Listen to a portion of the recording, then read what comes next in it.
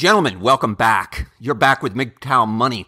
Today we're going to be breaking down the stock market. We're going to break the code, learn the lingo, define some of the terms that stock market investors use. Before we get to that though, I want to thank all of you, and in particular, I want to thank the Patreon investors as well as those of you who of course bought me a cup of coffee and are moving this channel along. Smash those respective buttons in the show description because we're moving this channel forward. Let's get on to today's topic. This, of course, is not going to be some sort of comprehensive lexicon of all the terms that is used about the stock market investing, valuing companies, etc.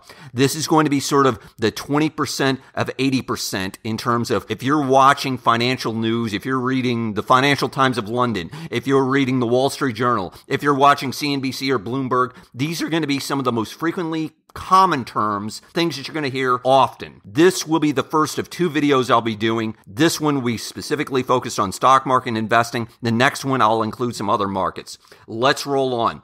I wrote up something that I think can get us started here. Bulls were out in full force today as the markets worldwide increased on strong volume. Analysts attributed the rise to dovish comments on the Fed funds rate from Fed Governor Janet Yellen. Despite these record increases, these increases came with record high PE ratios and high levels of margin debt. Now, what was just said there? Some of you might say, I have no clue. That's okay. So that's where we're going to start. First of all, when we talk about bulls and bears, we're talking about someone who is bullish on the stock market, meaning that is someone that believes the stock market's going to rise, versus someone who is bearish, means the stock market's going to fall. So if the bulls are out in full force, that means lots of people are buying, stock market's rising. Otherwise bearish, a la the stock market's falling. Also, you might hear those same terms refer to long and short. In other words, I'm long the stock market. I think it's going to rise. In other words, again, I'm bullish.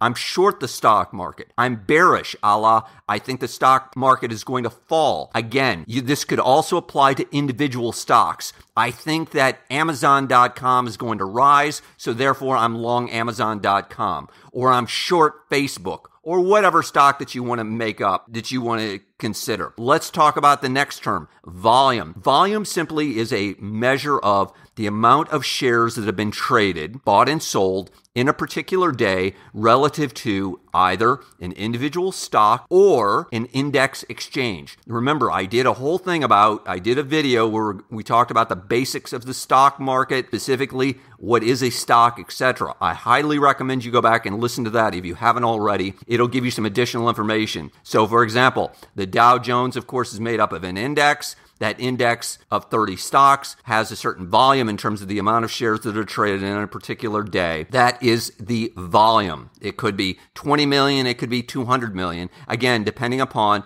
how many buyers and sellers go into that particular day. Let's roll on to the next one. Margin. Margin is a form of debt that is typically offered by a stockbroker, offer to you, and I also see this now in cryptocurrencies, where they will loan you money, if you will, not physically put money in your account, but they will sort of give you credit, kind of like having a credit card, and allow you to buy and control additional stock. So it could be a stock, or again, as I mentioned, it could be a cryptocurrency. It is a form of leverage. In the future, I'll do an entire video about leverage, debt, and margin, but just be aware, margin is a form of debt. Next, PE ratios. PE stands for price to earnings ratio. I won't get into the formula of this, but it's very important to know that PE ratios are a way of measuring the value based upon a company's earnings, the price to the earnings of a particular company. And furthermore, many times we determine, is a stock market overvalued or undervalued? Now, just because something's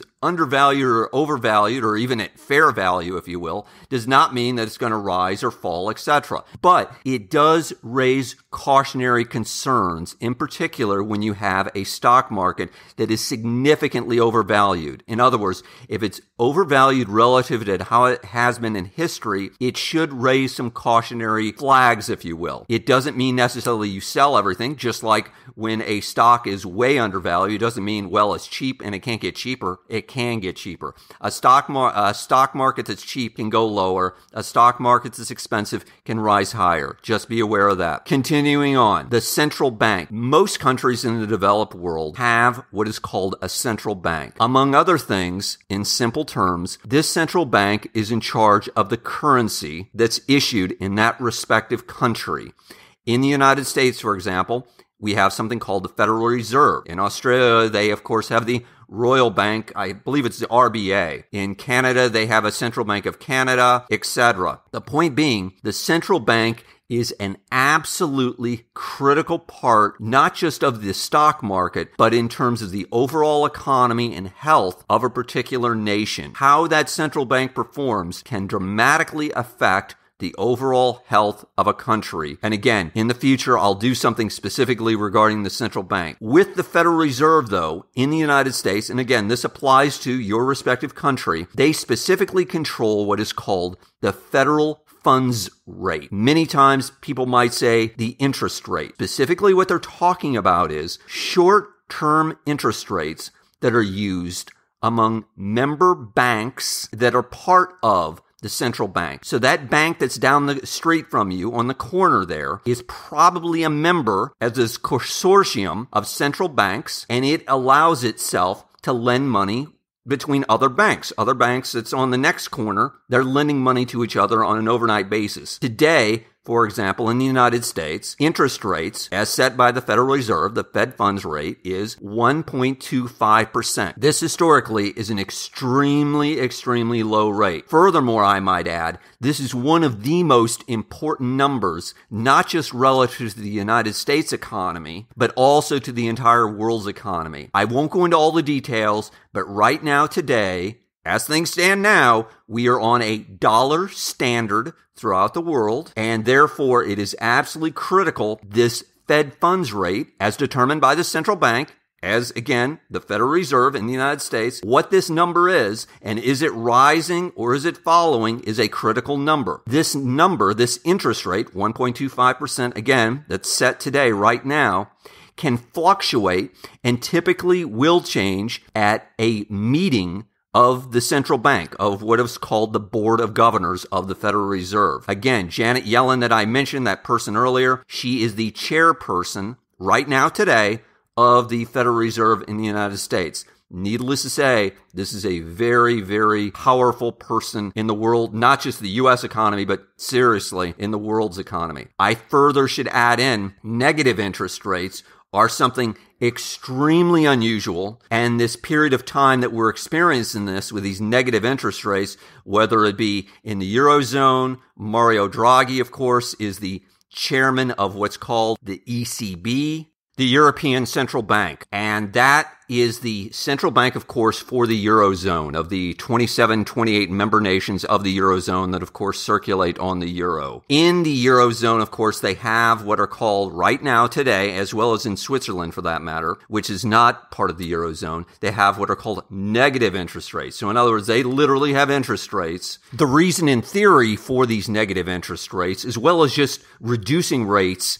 in general, is the idea is to stimulate the economy. So when we talk about that the Federal Reserve is having dovish comments regarding interest rates, what they're saying is that, hey, we're concerned that the economy is going to be slowing. We want to make sure that it doesn't slow too much. So we're going to offer things, sort of insinuations that we're going to reduce interest rates, hopefully not to zero like we've seen in the ECB, Switzerland, etc. for some years, but that we're going to reduce them from a lower level. Quite frankly, gentlemen, these negative interest rates were one of those things that were never supposed to happen, that were absolutely impossible according to all those well-credentialed men out there, and they've happened. So never think the impossible. Anything is possible in the marketplace, I've discovered in my lifetime. Let's roll on to the next one. Market capitalization. When we talk about market capitalization, this is a measurement in a particular moment, or it could be at the end of day, of the number of outstanding shares, publicly traded shares for a company that's on a stock exchange,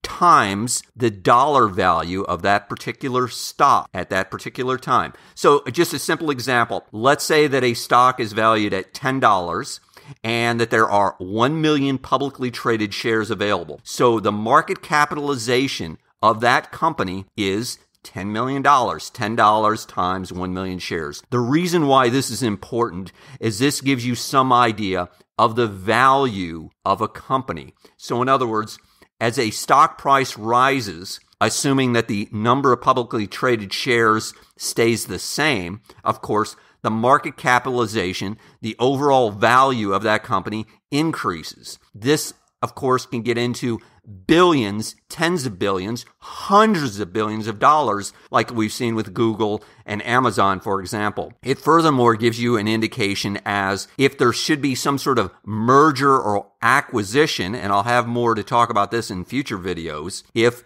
Company A wants to buy Company B, the market capitalization is sort of the price tag that they've got to be considering to buy Company B. So again, Company A wants to buy Company B. That price tag is going to be reflected in the market capitalization. Let me finish up one thing going back very quickly to the Federal Reserve and something that we hear a lot about today, and that is QE. QE meaning quantitative easing.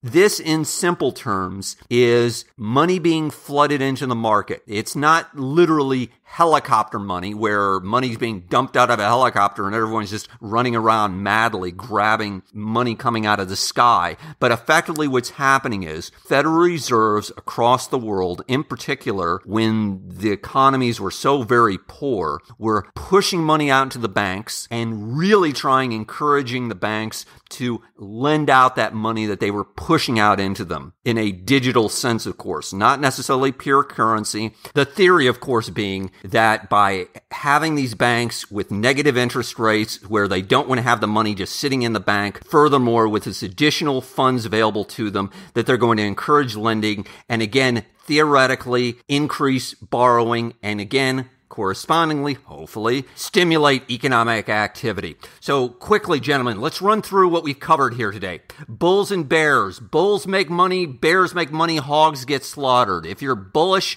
you think stocks are going to go up. If you're bearish, stocks are going to go down. If you're long stocks, you're hoping they're going to go up. If you're short them, you're expecting them to go down. Of course, volume is an indicator of the amount of shares that are traded on a particular stock or a particular stock exchange on a particular day or a particular time frame, whatever it might be. Margin is just another name for debt, gentlemen. It's also a form of leverage. We'll get into that more in the future. Right now, at least in the United States, margin levels are at record highs. Correspondingly, another record high in the United States relative to the stock market are PE ratios, price to earnings ratios. I talked about those before. Central bank, of course, that is a critical component of your country's economy, not just in the United States, but any country's economy. They control the short-term interest rate, what in the United States at least is called the Fed funds rate, but your respective country that has a central bank, I can guarantee you they have some sort of Fed funds rate that they control short-term interest rate. In the United States, that current rate today is 1.25%. In Eurozone countries, that is a negative rate, and we shall see if that goes up